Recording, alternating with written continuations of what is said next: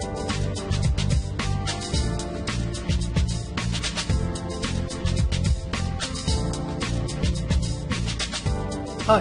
this is Dr. Ivan Misner with businessnetworking.com, and today I want to talk about jet lag.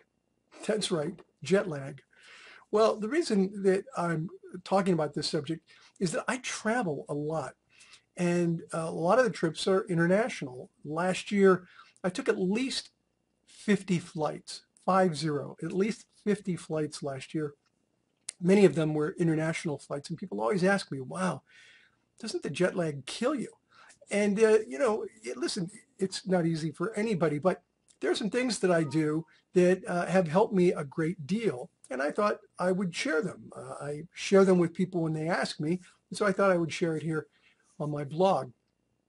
This last flight that I did from the Middle East, it took 23 hours from the time I arrived at the airport in the Middle East to the time I arrived at the airport at LAX with the layover. It was 23 hours in the air and in an airport waiting. That's a long time. So how do I do it without having really substantial jet lag? And I really do not get jet lag. And if you don't believe me, ask my wife if you know her. She'll tell you he just almost never gets jet lag. And here's really the secret.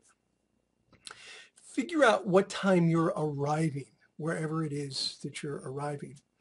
And if you're going to arrive late in the afternoon or evening, you want to make sure to be able to sleep that night.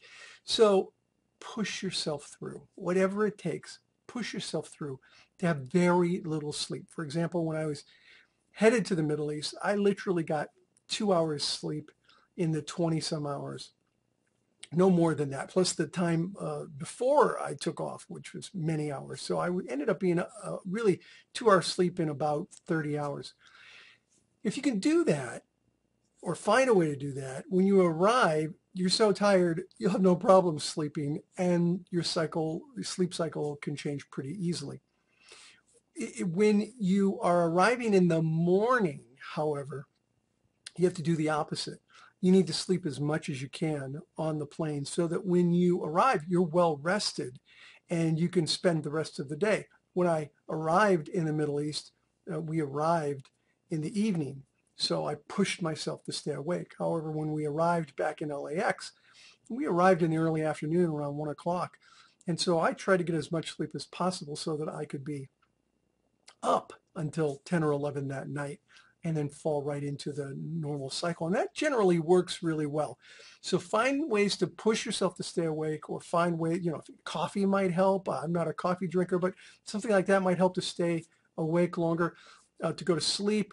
An herbal sleep aid, which I use from time to time, an over-the-counter herbal sleep aid, or a good glass of Cabernet, something like that to help you get to sleep if you drink wine.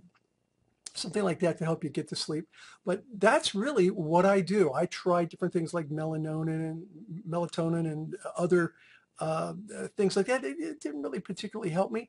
But just forcing myself to stay awake if I arrive late, or forcing myself to go to sleep if I arrive earlier, is a technique that I've used for years with great success, and have recommended it to others who've also had great success. So hope that helps a little bit. I can now refer people to this blog when they ask, how do you do it so much? That's how I do it. Well, this is Dr. Ivan Misner with businessnetworking.com. Thanks for watching.